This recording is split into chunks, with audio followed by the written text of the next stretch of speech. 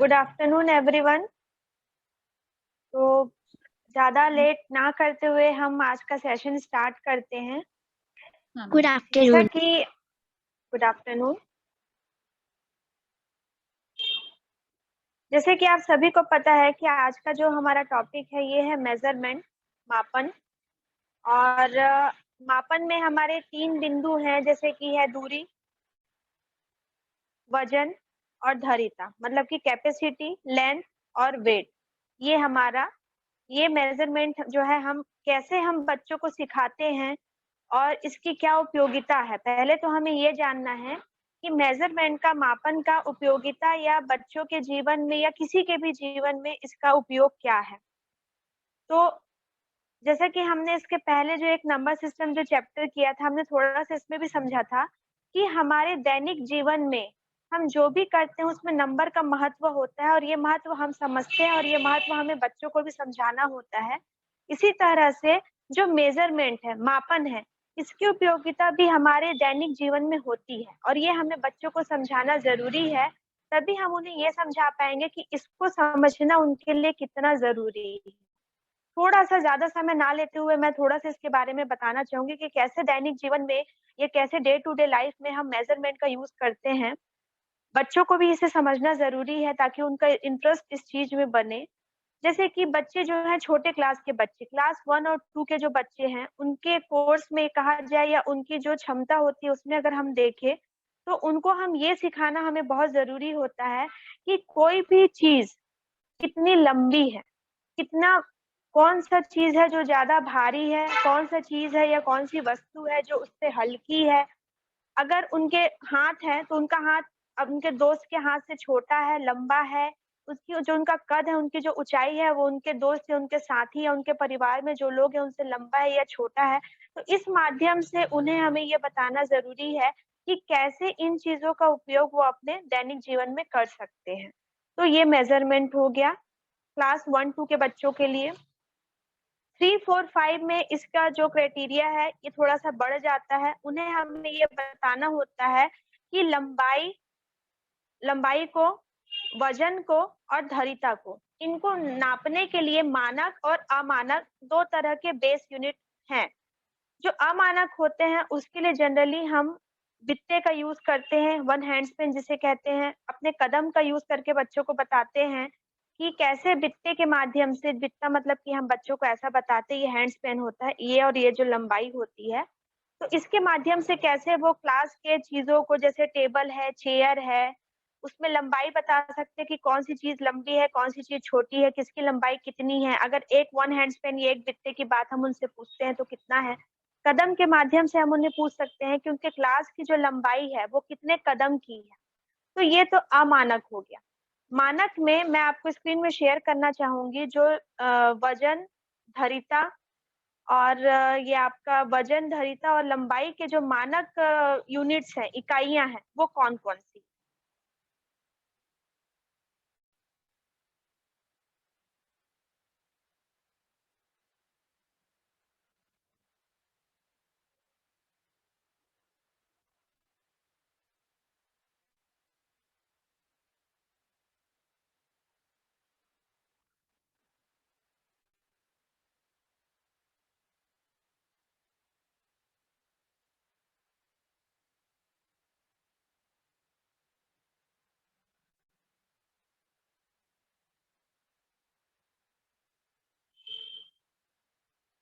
आप सभी को स्क्रीन में जो मैंने शेयर किया, स्क्रीन शेयर, वो दिख रहा है आप सभी को? यस मैम, क्लियर है, दिख रहा है। ओके जी। तो जैसे कि लेंथ मतलब कि लंबाई है, तो इसकी ये मानक यूनिट्स है, मानक इकाई है। जैसे कि आप देख सकते हैं बीच में लिखा हुआ है मीटर। ये ये जो बीच में मीटर लिखा हुआ है इसे हम बेस यूनिट मानते हैं। हम बच्चों को बताते हैं कि लंबाई जब हम नापते हैं तो उसका जो बेस यूनिट होता है ये स्टैंडर्ड यूनिट है।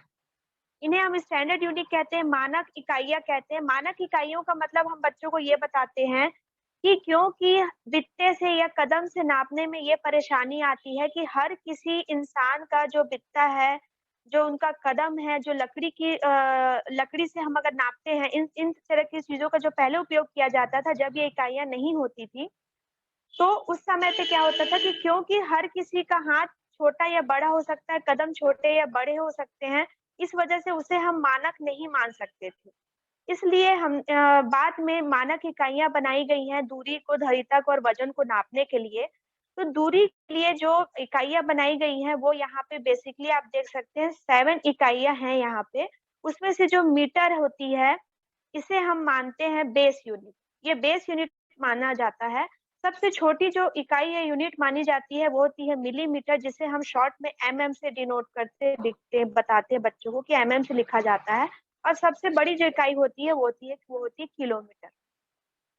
तो जो मिलीमीटर होता है वो बहुत ही छोटी दूरी को नापने के लिए या छोटी चीजों की दूरी को, डेप्थ को बताने के लिए होती है। जैसे कि हम बता सकते हैं बच्चों को कि एक पैन कार्ड या आधार कार्ड हर बच्चे देखे होते हैं, तो पैन कार्ड या आधार कार्ड हम बच्चों को दिखा के बता सकते हैं कि पैन कार्ड और आधार कार्ड की जो डेप्थ होती है, चौड़ाई होती है, उसे नापने के लिए हम मिलीमीटर का यूज करते हैं। या बहुत ही छोटी दूरी को नापने के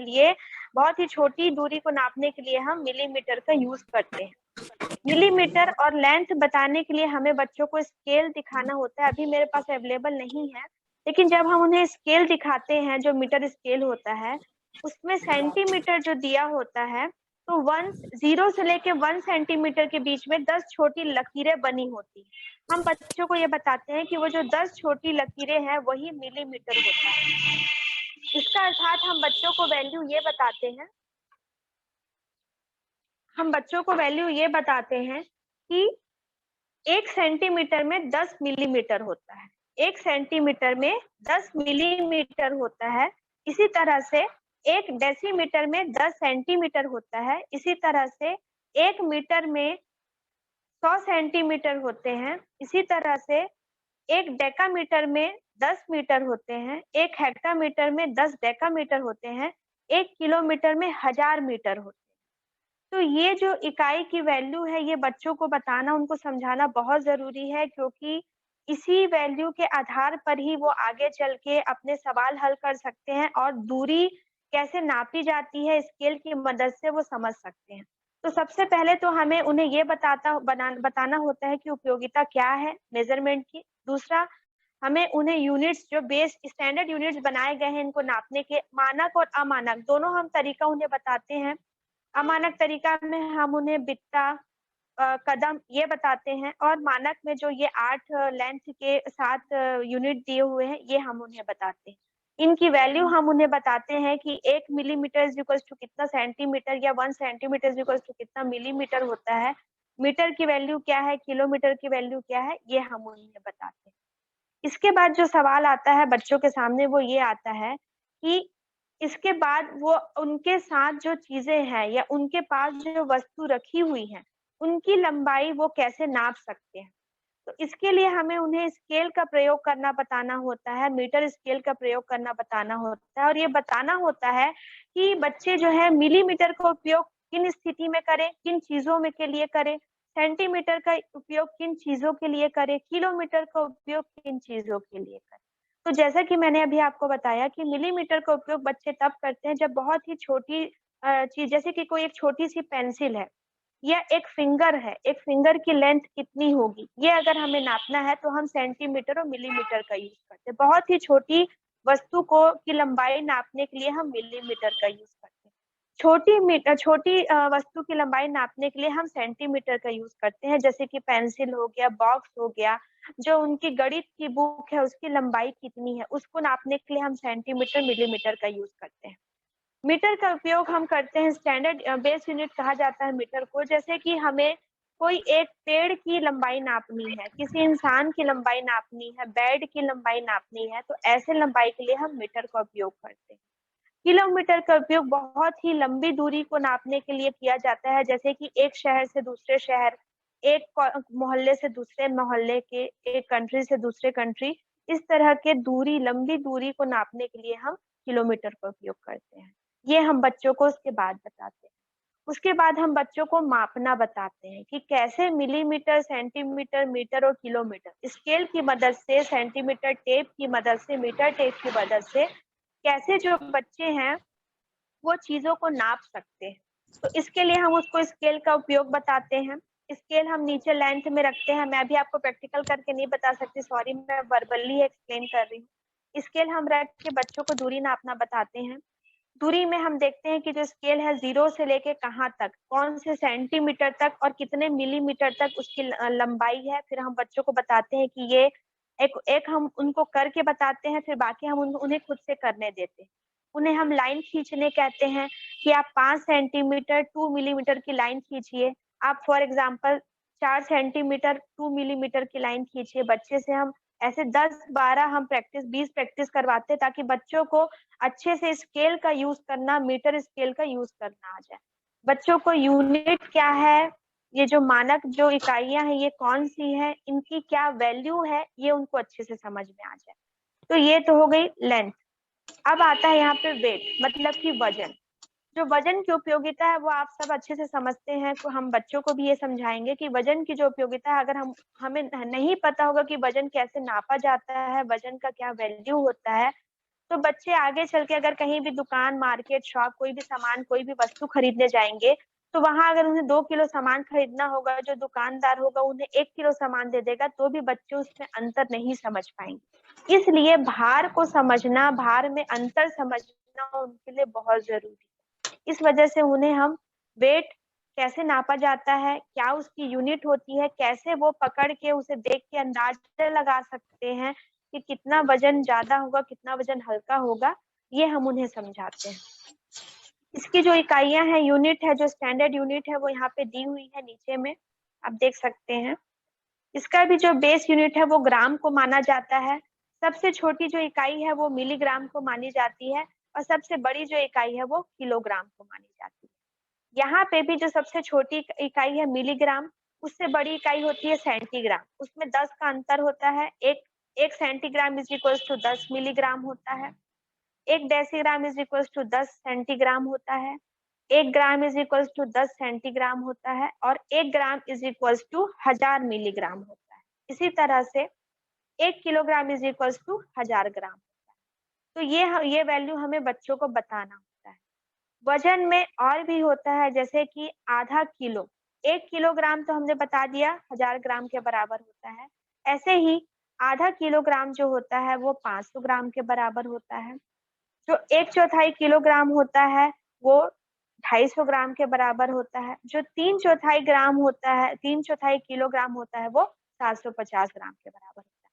तो वजन में ये मिलीग्राम, ग्राम और किलोग्राम, ये जो 3 यूनिट है ये ज्यादा उपयोग में लिए जाते हैं, इसलिए इन्हें हमें बच्चों को समझाना बहुत ज्यादा जरूरी है।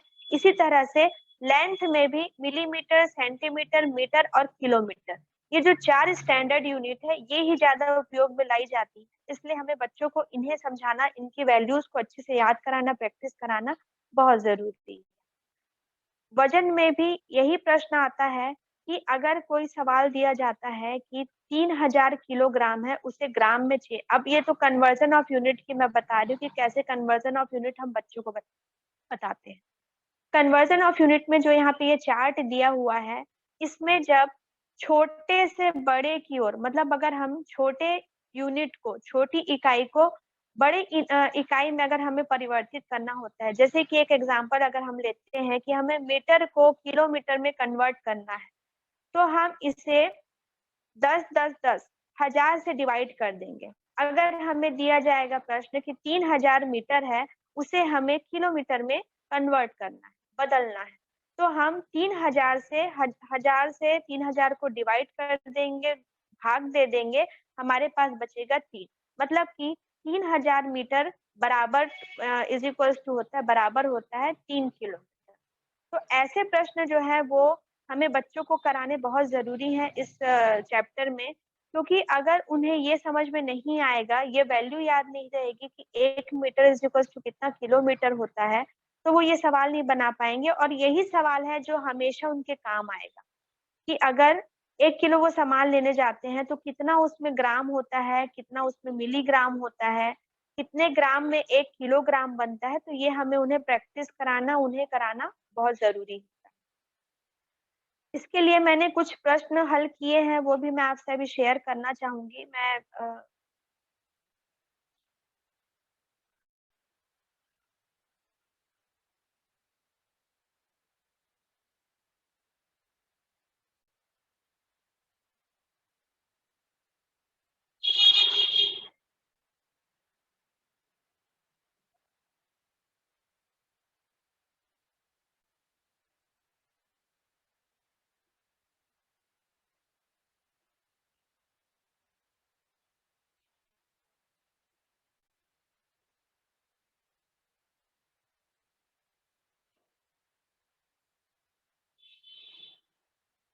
जैसे कि स्क्रीन में आपको साफ दिखाई दे रहा है, यहाँ पे जो मैंने नीचे में ये चार्ट बनाया हुआ है, ये हम कन्वर्जन ऑफ यूनिट में ये हम यूज करते हैं। किलोमीटर, हेक्टामीटर, डेकामीटर, ये किलोमीटर है, ये हेक्टामीटर है, ये डेकामीटर है, मीटर है, डेसीमीटर, सेंटीमीटर, मिलीमीटर। अगर हम किलोमीटर से हमें हेक्टामीटर में कन्वर्ट करना हुआ, मतलब कि बड़ी यूनिट को हमें छोटी यूनिट में कन्वर्ट करना हुआ, तो हम उसमें इंटू करते हैं, उससे हम गुणा कर देते हैं। अगर छोटी यूनिट को बड़ी यूनिट में बदलना रहता है, कन्वर्ट करना रहता है, तो हम उसमें भाग दे देते हैं। जितने भी दूरी तक हम जाते हैं, जैसे कि अगर हमें किलोमीटर से मीटर में कन्वर्ट करना है, तो यहाँ पे हम देख सकते हैं 10, 10 और 10, मतलब कि 1000 यूनिट। तो हम किलोमीटर से मीटर में जब हम कन्वर्ट करते, बच्चों को जब हम बताते हैं, तो हम उन्हें बताते हैं कि अगर हमें किलोमीटर से मीटर में कन्वर्ट करना है, तो हम उसे 1000 का गुणा दे देंगे। जो भी संख्या हमें दी हुई होगी, उसमें हम 1000 का गुणा कर देंगे। इसी तरह से अगर हमें मीटर को किलोमीटर में कन्वर्ट करना होता है, तो हम उसमें 10, 10, 10, मतलब कि 1000 का भाग दे देते हैं। जैसे अभी मैंने आपको एक 3000 मीटर के एग्जाम्पल से अभी मैंने आपको वर्बली बताया था। तो इसी तरह से इस तरह का चार्ट हम उपयोग में लाके, क्योंकि ये चार्ट जो है बुक में नहीं दिया रहता है, तो ऐसे चार्ट हमें खुद से बच्चों को बना के बताने होते हैं, ताकि बच्चे से और अच्छे से समझ पाए। और ये चार्ट समझाने के बाद अच्छे से हम उन्हें जब ये चार्ट समझा लेते हैं, उसके बाद हम उन्हें एग्जाम्पल क्वेश्चंस कराते हैं, बहुत सारे क्वेश्चंस हम उन्हें प्रैक्टिस कराते हैं, ताकि ये चार्ट उन्हें अच्छे से समझ में आ जाए। और इस चार्ट से ही हम उन्हें प्रश्न देते हैं हल करने के लिए, ताकि हम ये चेक कर सके कि बच्चों को ये चार्ट और ये जो वैल्यूज है, इनकी याद हुई है या नहीं, ये चार्ट अच्छे से समझ में आया है या नहीं। क्योंकि आगे चल के इस चार्ट से ही उनकी उपयोगिता जो है मेजरमेंट की, वो पूरी कर पाएंगे, वो हल कर पाएंगे। तो अभी तक जो मैंने बताया है, इसमें अगर आपको कोई डाउट है या कोई प्रश्न है, तो आप वो पूछ सकते हैं मुझसे।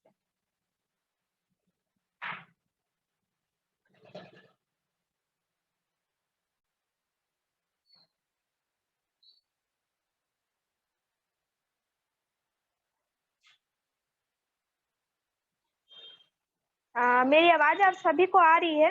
यस मैम, आ रही है। किसी को कोई भी हाँ, डाउट अभी हो जो तो मैंने, मैम से जरूर पूछे। देखिए क्या है कि इस चीज के लिए मैं माफी चाहती हूँ कि मैं आपको ये चीज एक्सप्लेन नहीं कर पा रही हूँ बोर्ड के माध्यम से, और मैथ्स ऐसा सब्जेक्ट है जो बोर्ड वर्क बहुत ज्यादा चाहिए रहता है। लेकिन इसके लिए मैं माफी चाहूंगी, मैं घर में हूँ, मेरे पास ये चीजें अभी अवेलेबल नहीं है। लेकिन मैंने वर्बली जितना आपको बताया है, इसमें अगर आपको कोई डाउट है या आप कुछ पूछना चाहते हैं, तो आप मुझसे पूछ सकते हैं। नहीं मैम, बहुत अच्छा आपने चार्ट के थ्रू आपने जो एक्सप्लेन किया, समझाया, बहुत अच्छे से समझाया। लेकिन इसमें फिर भी किसी को कोई भी डाउट हो तो मैम से जरूर पूछे, नहीं तो चैट बॉक्स में भी क्वेश्चन लिख सकते हैं आप लोग। हाँ, आप चैट बॉक्स में क्वेश्चन लिख सकते हैं। बाकी अगर आप अभी पूछते हैं, तो क्या है, साथ ही साथ हम आपका डाउट क्लियर करते चलेंगे। हाँ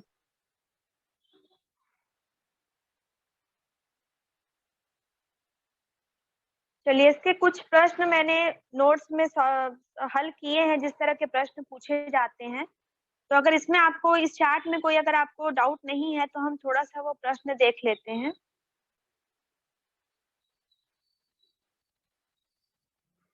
जैसे कि ये एक मैंने प्रश्न आप स्क्रीन में देख सकते हैं। सवाल है इसमें पहला, कि 6 किलोग्राम इज इक्वल टू कितना ग्राम होता है। 6 किलोग्राम बराबर कितना ग्राम। ये बच्चे से ये जो सवाल, इस तरह के सवाल हमेशा पूछे जाते हैं बच्चों से प्रश्न में, इस चैप्टर के प्रश्न में। तो इसे निकालने के लिए हम क्या करते हैं, जैसे कि मैंने आपको चार्ट के माध्यम से बताया था कि जब भी अगर हमें बड़ी इकाई को छोटी इकाई में बदलना है तो हम उसमें गुणा कर देते हैं, जितनी दूरी तक बदलना है उतने का हम गुणा कर देते हैं। तो उस चार्ट के माध्यम से आप देख सकते हैं कि जो किलोग्राम है, किलोग्राम से लेके ग्राम तक की दूरी है 3, मतलब कि 3 दूरी है, मतलब कि 1000 हो गया। तो हम 6 को 1000 से गुणा कर देंगे तो हमें आंसर मिलेगा, उत्तर मिलेगा 6000 ग्राम। इसी तरह से दूसरा एग्जाम्पल हम ले लेते हैं। 7 किलोग्राम 400 ग्राम बराबर कितना ग्राम होता है? 7 किलोग्राम 400 ग्राम बराबर कितना ग्राम होता है? तो इसमें 400 ग्राम पहले से ही दिया हुआ है, इसलिए हमें 400 ग्राम को बदलने की आवश्यकता नहीं है। यहाँ पे हम सिर्फ 7 किलोग्राम को बदलेंगे, और 7 किलोग्राम को ग्राम में बदलने के लिए हमें उसे फिर से 1000 से उसका गुणा करना होगा, जैसे कि हमने यहाँ पे किया हुआ है। 7 गुणा 7 गुणित 1000 प्लस 400, क्योंकि ग्राम ऑलरेडी 400 दिया हुआ है तो हमें 400 को बदलने की आवश्यकता नहीं। तो 7000 प्लस 400 मतलब कि आपका उत्तर आ जाएगा 7400 ग्राम। मतलब कि 7 किलोग्राम 400 ग्राम बराबर होता है 7400 ग्राम। तो इस तरह के प्रश्न जो है बच्चे से पूछे जाते हैं, और इस तरह के प्रश्न का प्रैक्टिस हमें ज्यादा से ज्यादा बच्चों को वो चार्ट समझाने के बाद बच्चों से हल करवाना चाहिए।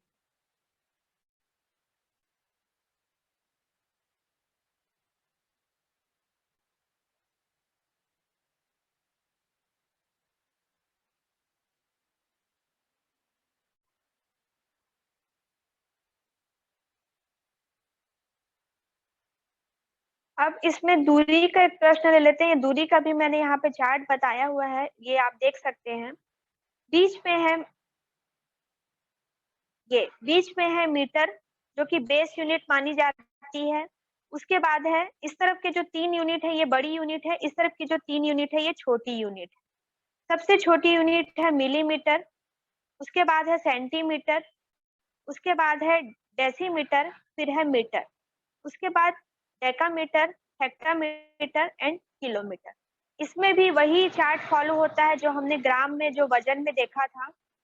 किलोमीटर को अगर हमें मीटर में बदलना है तो हमें 1000 से गुणा करना होगा। मीटर को अगर हमें किलोमीटर में बदलना है तो हमें उससे 1000 से भाग देना, ठीक है। इसी तरह से अगर मिलीमीटर को हमें मीटर में बदलना है तो हमें 1000 से भाग देना होगा। अगर मीटर को मिलीमीटर में बदलना है तो हमें उसे 1000 से गुणा करना। जनरली जो सवाल है 1 से लेके 5वीं तक वो मिलीमीटर, सेंटीमीटर, मीटर और किलोमीटर के ही प्रश्न आते हैं। डेसीमीटर, डेकामीटर, हेक्टामीटर के प्रश्न नहीं आते हैं। इसलिए ये चार चार जो यूनिट है, बेस यूनिट है, स्टैंडर्ड यूनिट है, मिलीमीटर, सेंटीमीटर, मीटर और किलोमीटर, इसका वैल्यू याद कराना हमें बच्चों को ज्यादा से ज्यादा प्रैक्टिस करा के बहुत ही जरूरी है इस चैप्टर के लिए। इसका कुछ एक प्रश्न मैंने यहाँ पे बनाया हुआ है कि जो दिया हुआ है प्रश्न, इसे हमें किलोमीटर और मीटर के संदर्भ में लिखना है। प्रश्न दिया हुआ है पहला 830.008 किलोमीटर, 830.008 किलोमीटर। इसे हमें चेंज करना है किलोमीटर, हेक्टामीटर, डेकामीटर और मीटर के संदर्भ। तो शून्य से इधर जो 830, हम बच्चे को ऐसे ही समझाएंगे। शून्य से पहले जो 830 लिखा हुआ है ये तो पूरा किलोमीटर हो जाएगा। उसके बाद दशमलव के बाद जो 008 लिखा हुआ है, तो पहला शून्य चला जाएगा आपका हेक्टामीटर, दूसरा शून्य चला जाएगा डेकामीटर, और जो तीसरा 8 लिखा हुआ है ये आपका चला जाएगा मीटर। तो हम इसे ऐसे लिखेंगे 830 किलोमीटर, 0 हेक्टामीटर, 0 डेकामीटर और 8 मीटर। ये इस तरह के प्रश्न को हम ऐसे बच्चों को समझाएंगे। एक दूसरा प्रश्न और देख लेते हैं इसी का। 0.063 किलोमीटर, तो 0.063 है। दशमलव से पहले शून्य है, मतलब कि किलोमीटर यहाँ पे शून्य है। दशमलव के बाद फिर शून्य है, मतलब कि किलोमीटर के बाद जो हेक्टामीटर है वो भी शून्य है। 0.06 आपका हो जाएगा डेकामीटर, 3 आपका हो जाएगा मीटर। तो इसे हम लिखेंगे 0 किलोमीटर, 0 हेक्टामीटर, 6 डेकामीटर और 3 जो है ये आपका हो जाएगा मीटर। तो इस प्रश्न को हम जो शून्य वाले जो प्रश्न दशमलव वाले प्रश्न है उसे हम ऐसे कन्वर्ट करेंगे, चेंज करेंगे। एक प्रश्न है, अब हमें डेसिमल यूज करना है। जो प्रश्न दिए हुए हैं उसे हमें डेसिमल के फॉर्म में किलोमीटर में कन्वर्ट करके लिखना है। एक प्रश्न यहाँ पे दिया हुआ है 5 हेक्टामीटर और 3 मीटर, मतलब कि यहाँ पे किलोमीटर शून्य है। तो हमें पता है कि शून्य से पहले हम किलोमीटर लिखते हैं, क्योंकि यहाँ पे किलोमीटर नहीं दिया गया इसलिए हम 0.0 लिखेंगे। उसके बाद आता है हेक्टामीटर। हेक्टामीटर यहाँ पे 5 दिया हुआ है तो हम दशमलव के बाद 5 लिख देंगे। फिर आता है डेकामीटर। डेकामीटर नहीं दिया हुआ है इसलिए हम डेकामीटर के जगह पे 0 लिख देंगे। और मीटर में 3 दिया हुआ है इसलिए हम 3 लिख देंगे। तो किलोमीटर में हम 5 हेक्टामीटर 3 मीटर को हम किलोमीटर में लिखते हैं 0.5503 किलोमीटर। इसका एक दूसरा प्रश्न देख लेते हैं, ये वाला 13 किलोमीटर और 2 मीटर। इसे हमें किलोमीटर के संदर्भ में लिखना है तो हम इसे लिखेंगे 13 किलोमीटर है। 13 किलोमीटर को हम जब मीटर में कन्वर्ट करेंगे तो हमने आपको बताया था कि हम उसमें 1000 से उसका गुणा हो जाता है। तो यहाँ पे 1000 जो है 13 किलोमीटर और 2 मीटर। तो यहाँ पे ये आपका जो 2 है, ये आपका जो 2 है ये इधर आ जाएगा 132 किलोमीटर दशमलव 0। आपका हेक्टामीटर नहीं दिया इसलिए 0 हो जाएगा। आपका डेकामीटर नहीं दिया इसलिए ये भी 0 हो जाएगा। मीटर में आपका 2 दिया हुआ इसलिए ये 2 हो जाएगा। तो 132.002 किलोमीटर। इसमें ये कट गया है, पर इसमें आपके जो प्रश्न आते हैं और बच्चों के सामने वो आते हैं कि 2 उनको यूनिट दी हुई होती है, उसे प्लस करने का उनके सामने में प्रश्न आता है। मैम ये 2 मिनट में कट जाएगा तो सब लोग फिर अच्छा। से इसी लिंक से जुड़ जाएंगे। सेशन जी कट जी जाएगा 2 मिनट में। जी। तो जोड़ने का जो आता है कुछ किलोमीटर दिए होते हैं और कुछ मीटर दिए होते हैं। बच्चे से कहा जाता है कि ये दोनों संख्याओं को जोड़े। तो जैसे हम नंबर में इकाई के माध्यम से जोड़ते हैं, यूनिट में के माध्यम से, प्लेस वैल्यू के माध्यम से हम जोड़ते हैं कि इकाई के नीचे इकाई लिखते हैं, सैकड़ा के नीचे सैकड़ा लिखते हैं, दहाई के नीचे दहाई लिखते हैं। वैसे ही यहाँ पे हम बच्चों को सिखाते हैं कि किलोमीटर की जो संख्या उसके नीचे हमें किलोमीटर की संख्या को ही लिखना है, मीटर की जो संख्या दी हुई है उसके नीचे हम मीटर की संख्या को ही लिखेंगे, और ऐसे हम वो दोनों नंबर को जोड़ेंगे। इससे रिलेटेड जो ये भारतीय प्रश्न होते हैं, वर्ड प्रॉब्लम्स होते हैं, वो भी अभी मेरे पास है नहीं, वरना मैं वो आपको समझाती कि कैसे उसे सॉल्व किया जाता है। लेकिन इबारती प्रश्न में भी जो वर्ड प्रॉब्लम्स, स्टेटमेंट प्रॉब्लम्स होते हैं, उसमें गुणा, भाग और जोड़ना, घटाना यही होता है। इन इकाइयों को कैसे प्रश्न है जिसमें जोड़े, कैसे प्रश्न है जिसमें जिसमें घटाया जाए, कैसे प्रश्न है जिसमें उसको गुणा किया जाए, कैसे प्रश्न है जिसमें उसे भाग दिया जाए, ये हम बच्चों को समझाते हैं। तो जो ये चैप्टर है इसमें ये मेन टॉपिक्स है जो हम 1 से लेके 5वीं तक के बच्चों को समझाते हैं। वही पहला हम समझाते हैं कि कौन कौन सी यूनिट्स हैं, बेस यूनिट क्या क्या मानी जाती है, मानक और अमानक यूनिट कौन कौन सी होती है, उनकी वैल्यू क्या क्या होती है, कैसे उसे कन्वर्ट किया जाता है, कैसे उसे जोड़ा जाता है, और कैसे इन सब से रिलेटेड जो इबारती प्रश्न है, जो वर्ड प्रॉब्लम्स, स्टेटमेंट प्रॉब्लम्स है, उसे सॉल्व किया जाता है। तो यहाँ पे तो ये मेरा टॉपिक जो है ये समाप्त होता है, जितना मतलब मुझे आपको समझाना था आज के सेशन में। अगर आपको इस रिलेटेड कोई डाउट है तो वो आप मुझसे पूछ सकते हैं, या कुछ आपको और जानना हो इस टॉपिक से रिलेटेड तो वो आप मुझसे पूछ सकते हैं। वरना अगर कोई डाउट नहीं है मैम तो हम क्लास को अभी सेशन को एंड कर सकते हैं, क्योंकि अगर इस रिलेटेड कोई डाउट होता है तो फिर हम नेक्स्ट फिर कंटिन्यू करते हैं फिर इस लिंक को। गणित जो है वो, गणित एक ऐसा विषय है जिसमें ज्यादा से ज्यादा प्रैक्टिस की जरूरत है। हम बच्चों से जितनी ज्यादा प्रैक्टिस करवाते हैं उतना ही बच्चों को कॉन्सेप्ट क्लियर होता जाता है। क्योंकि हम एक बार अगर बच्चों को कॉन्सेप्ट समझा देते हैं और फिर हम ये सोचते हैं कि बच्चा समझ लिया है वो उसे आगे याद रखेगा, तो ऐसा नहीं है। क्योंकि जितना ज्यादा हम बच्चों को प्रैक्टिस करवाते हैं, जितना ज्यादा हम उन्हें एक्स्ट्रा मटेरियल देते हैं, ज्यादा हम उन्हें सवाल देते हैं हल करने के लिए, उतना ही बच्चों की सोचने समझने और सीखने की जो एरिया है वो बढ़ता है। तो ये जो चीजें हैं ये तो मैंने आपको मतलब जितना अभी मुझसे हो पाया मैंने आपको बताया है, लेकिन आपको भी इसमें और एक्सप्लोर करने की जरूरत है। प्रश्न बना के जो बुक में जो सवाल है उसके अलावा और भी सवाल आप खुद से बच्चों को दे, ताकि वो ज्यादा से ज्यादा प्रैक्टिस करें। कॉन्सेप्ट क्लियर होने के बाद भी कैसे उसे उपयोग करना है, कैसे कैसे प्रश्न आ सकते हैं, कैसे कैसे प्रश्न आते हैं, डे टू डे लाइफ में भी बच्चे उनसे रिलेटेड क्या क्या चीजें फेस करते हैं, ये हम उनसे डिस्कस करके और उनसे हम प्रैक्टिस करवाएं, तो बच्चे जो है उस चीज में एकदम माहिर हो जाएंगे। बहुत ही अच्छा, अगर जो उनका नॉलेज है वो बढ़ जाएगा। तो हमारी कोशिश यही रहनी चाहिए कि बच्चों को ज्यादा से ज्यादा सवाल का हम प्रैक्टिस करें। जो भी टॉपिक हम उन्हें पढ़ाते, भले ही हम एक दिन में एक ही टॉपिक उन्हें बताएं, एक ही कॉन्सेप्ट उन्हें बताएं, लेकिन कोशिश हम ये करें कि हम ज्यादा से ज्यादा सवाल उन्हें हल करने के पहले हम उससे उसके जैसे सवाल उन्हें क्लास में समझाएं, उनसे हल करवाएं। उसके बाद वैसे ही हम 10-12 सवाल उन्हें और दे हल करने के। और आज तो आपको इंटरनेट में बहुत सारे ऐसे वर्कशीट भी मिल जाएंगे। आपको खुद से प्रश्न अगर नहीं भी बनाना है तो आपको वर्कशीट भी ऐसे अवेलेबल हो जाएंगे, ऑनलाइन भी ऐसे वर्कशीट आते हैं, बहुत सारे ऐसे ऐप हैं जिसमें आपको वर्कशीट अवेलेबल हो जाएंगे, हिंदी में भी इंग्लिश में भी।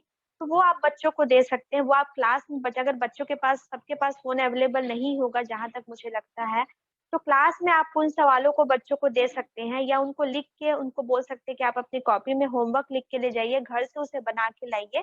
ऐसा आप उन्हें कर सकते हैं।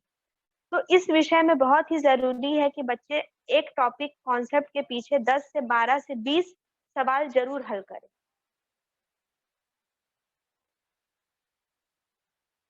बाकी ये जो 3 हमने अभी मापन का देखा है, लंबाई, वजन और ध्वरिता, तो इसमें अगर आपको और कोई डाउट है या कुछ आपको जानना है जो मैंने चार्ट आपसे शेयर किया है, तो वो आप मुझसे पूछ सकते हैं।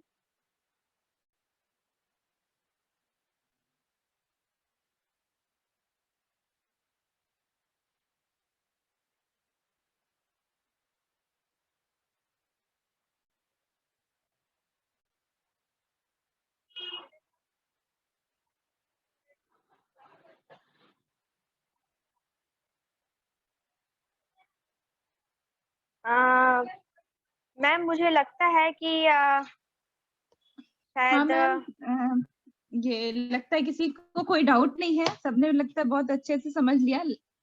मैं फिर भी अगर किसी को कोई डाउट रहता है तो वो ग्रुप में डाल देगा, तो जी फिर हम लोग उससे, हाँ मैम से, मैम एक्सप्लेन कर देंगी। और बहुत सही बात की मैम, ये जो तीनों टॉपिक थे मापन, वजन, धरिता, ये दैनिक जीवन में बहुत उपयोगी है। बच्चा अगर एक बार मतलब स्टार्टिंग में ही सीख लिया तो उसको आगे चल के कभी डाउट नहीं रहेगा, कहीं कंफ्यूजन नहीं रहेगा। तो बहुत ही अच्छे से आपने समझाया। और किसी को कुछ कहना है तो एक बार मैम से कुछ पूछ ले, नहीं तो मुझे लगता है आज का सेशन फिर यहीं पे एंड करते हैं।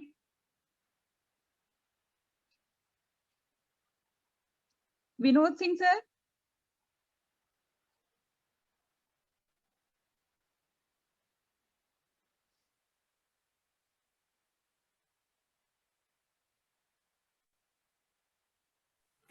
हेलो। जी हाँ सर। जी मैडम। हेलो। हाँ जी सर, सर सब सर फिर जी जी। जी चलिए, बहुत बहुत धन्यवाद मैडम। ये थोड़ा सा मेरा ये मोबाइल का नेटवर्क का प्रॉब्लम चल रहा है, इसलिए आवाज कट कट के आ रही है। मेरी आवाज आप आ रही है ना? यस। जी सर यस आपकी सर, आवाज आपकी आ रही आवाज क्लियर है। जी तो जी, थैंक यू मैडम। सर, हाँ हाँ। हाँ लगता है किसी को कोई डाउट नहीं है सर, तो ये सेशन आज का यहीं पे फिर जी एंड जी करते जी हैं। वही। जी मैडम, वैसे बहुत सुंदर आपका आज का ये सेशन रहा मैडम। और निश्चित तौर पर दीपावली को देखते हुए संख्या हमारी कुछ और होनी थी, तो बहुत जी सारे कारण हैं। और वैसे आप दीपावली भी एक बड़ा कारण है कि आज लोग एक तो थोड़ा लेट से भी जुड़े, और पूरे लोग नहीं जुड़ पाए। पर ओवरऑल आपका सेशन बहुत ही सुंदर रहा, बहुत बहुत धन्यवाद। और अंकिता मैडम आपका भी धन्यवाद कि आपने काफी अच्छे ढंग से कोऑर्डिनेट किया, और अपने सारे ज्ञान दूत साथियों को बहुत बहुत धन्यवाद। और निश्चित तौर पे अब हमारा सेकंड सेशन 2 बजे से, जैसे आप सभी को पता है, कुलकर्णी सर का इंग्लिश का रहेगा, तो आप सभी समय से जुड़ेंगे।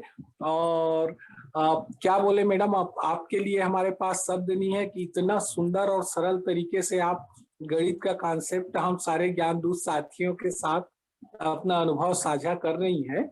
और निश्चित ही आपके इस प्रयास से हमारे ज्ञान दूत साथियों को और ISDG फाउंडेशन को काफी सहयोग मिल रहा है।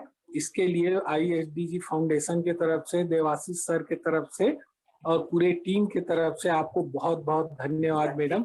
इसी तरीके से सर, ये मेरा भी सौभाग्य है सर कि आप लोगों ने मुझे मौका दिया। और बोलते हैं सिखाने से भी इंसान जो है वो, उसका जो ज्ञान है वो बढ़ता है। तो कहीं ना कहीं हो सकता है कि जब मैं सिखा रही हूँ तो कुछ कमियां अगर रह गई हूँ तो मैं उसे दूर करने की कोशिश करूँ, जिससे मुझ में भी डेवलपमेंट हो और मुझ में भी वो चीजें जो है वो बेटर हो सके। तो इसलिए भी मैं आप लोगों को भी मैं धन्यवाद करना चाहूंगी कि आप लोगों ने मुझे सिखाने का मौका दिया। ये मेरे लिए बहुत ही खुशी की बात है और मैं आभार व्यक्त करती हूँ अपना इसके लिए। और ये जो टॉपिक है, आज तो बहुत कम स्टूडेंट जुड़ पाए, कोई बात नहीं। आगे दिवाली के बाद अगर फिर कभी आपको लगता है कि ये टॉपिक हम फिर से कर सकते हैं तो फिर हम और अच्छे से इस टॉपिक को करेंगे। बिल्कुल मैडम, बस मेरा भी यही जी सर। रिक्वेस्ट था कि अभी हमारे साथी कुछ कम ही जुड़ पाए, तो इसलिए हम जी सर। नेक्स्ट डे को जब भी हमारा ये सेशन हो तो आज के सेशन से ही हम शुरुआत करें, क्योंकि जी इसमें जी जी बहुत बहुत सुंदर और सरल तरीके से आपने सारे कंपोनेंट पे चर्चा किया। तो हम निश्चित तौर पे चाहेंगे मैडम, जो हमारे साथी जाने अनजाने नहीं जुड़ पाए हैं, वो भी जी, आपका कोई ये बात नहीं। सेशन को समझ सके, है ना। तो जी थैंक यू मैडम, जी धन्यवाद। जी, धन्यवाद सर। आपका भी, SDG फाउंडेशन का भी, देवाशीष सर का, स्नेहा मैम का, सबको आभार व्यक्त करना चाहूंगी मैं। जी, thank you sir. Thank you ma'am, thank you sir, और सभी को दीपावली की बहुत शुभकामनाएं। चलिए, आपको भी इसके बाद सर, सब लोग मिलते हैं। विनोद सर, आपको भी। जी जी। थैंक यू चलिए, madam, same to you. Thank you.